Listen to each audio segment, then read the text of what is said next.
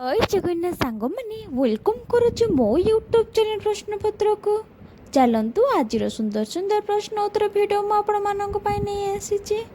ତା ପୂର୍ବରୁ କହି ରଖିବେ ଆଜି ମୁଁ 20 ଜଣ ଜନକ ବିଷୟରେ ହିଁ ଆଲୋଚନା କରିବା। ଯେମିତି ଆମର ଓଡ଼ିଆର ଜନକ କିଏ, ଆମର ଇତିହାସର ଜନକ କିଏ, ବାସ୍ ଏଗୁଡ଼ା ହିଁ ଆମେ ଆଜି ଆଲୋଚନା କରିବା। ତ ଆଜିର ପ୍ରଥମ ପ୍ରଶ୍ନଟି ହେଉଛି ଓଡ଼ିଆର ଜନକ କିଏ? ଓଡ଼ିଆର ଜନକ ହେଉଛନ୍ତି ଫକୀରମୋହନ ସେନାପତି। ପରବର୍ତ୍ତୀ ପ୍ରଶ୍ନଟି ହେଉଛି ଇଂରାଜୀର ଜନକ କିଏ? ଓଡ଼ିଆର ଜନକ ଫକୀରମୋହନ ସେନାପତି ଅଟନ୍ତି।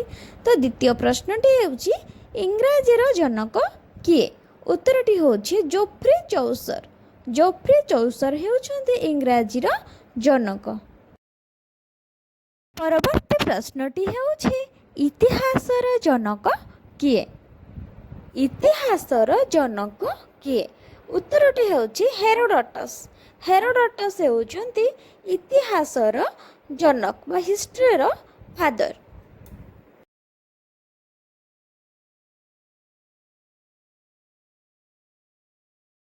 ପରବର୍ତ୍ତୀ ପ୍ରଶ୍ନଟି ହେଉଛି ରାଜନୀତି ବିଜ୍ଞାନର ଜନକ କିଏ?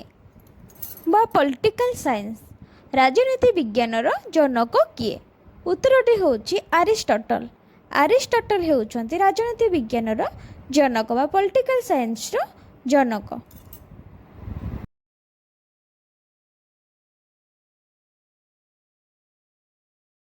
ପରବର୍ତ୍ତୀ ପ୍ରଶ୍ନଟି ହେଉଛି ଅର୍ଥଶାସ୍ତ୍ରର ଜନକ କିଏ?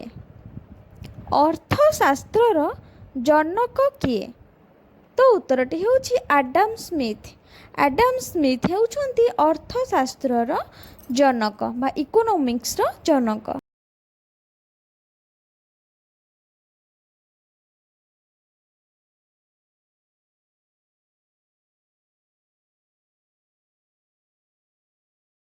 ପରବର୍ତ୍ତୀ ପ୍ରଶ୍ନଟି ହେଉଛି ସଂସ୍କୃତର ଜନକ କିଏ?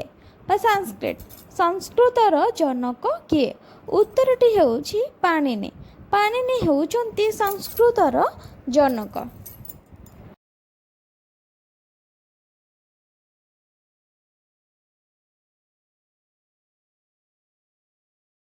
ପରବର୍ତ୍ତୀ ପ୍ରଶ୍ନଟି ହେଉଛି ଗଣିତର ଜନକ କିଏ? ପରବର୍ତ୍ତୀ ପ୍ରଶ୍ନଟି ହେଉଛି ଗଣିତର ଜନକ କିଏ? ଉତ୍ତରଟି ହେଉଛି ଆର୍କିମେଡ଼ିସ୍। ଆର୍କିମେଡ଼ିସ୍ ହେଉଛନ୍ତି ଗଣିତର ଜନକ ବା ଯେଉଁଟା ଆପଣ ମ୍ୟାଥମେଟିକ୍ସ ବୋଲି କହୁଛନ୍ତି। ମ୍ୟାଥମେଟିକ୍ସର ଜନକ ହେଉଛନ୍ତି ଆର୍କିମେଡ଼ିସ୍।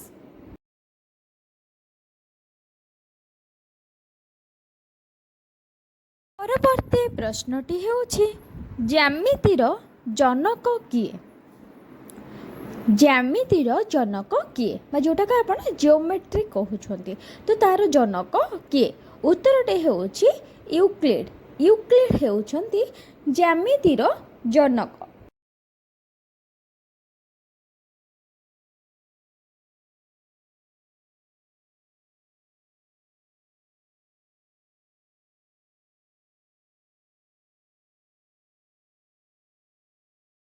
ପରବର୍ତ୍ତୀ ପ୍ରଶ୍ନଟି ହେଉଛି ଭୂଗୋଳର ଜନକ କିଏ? ବା ଯେଉଁଟାକୁ ଆପଣ ଜିଓଗ୍ରାଫି କହୁଛନ୍ତି, ତ ଜିଓଗ୍ରାଫିର ଜନକ କିଏ?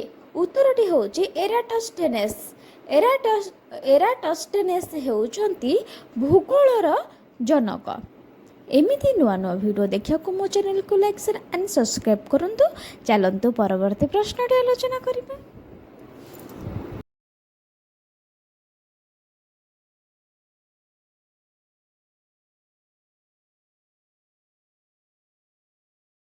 ପରବର୍ତ୍ତୀ ପ୍ରଶ୍ନଟି ହେଉଛି ଶିକ୍ଷାର ଜନକ କିଏ? ବା ଏଜୁକେସନ୍, ଏଜୁକେସନ୍ର ଜନକ କିଏ? ଉତ୍ତରଟି ହେଉଛି ହୋରେସ୍ ମ୍ୟାନ୍।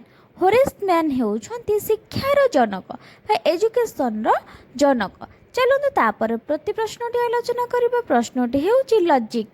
ଲଜିକ୍ର ଜନକ କିଏ ବା ତର୍କଶାସ୍ତ୍ର। ଚାଲନ୍ତୁ ଆଲୋଚନା କରିବା।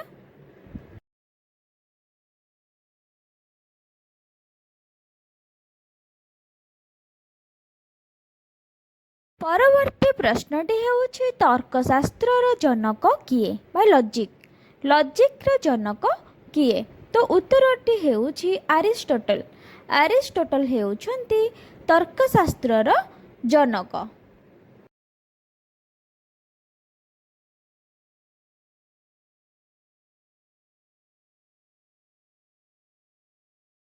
ସାମାଜିକ ବିଜ୍ଞାନର ଜନକ କିଏ? ସୋସିଓଲୋଜି। ସୋସିଓଲୋଜିର ଜନକ କିଏ? ଉତ୍ତରଟି ହେଉଛି ଅଷ୍ଟିନ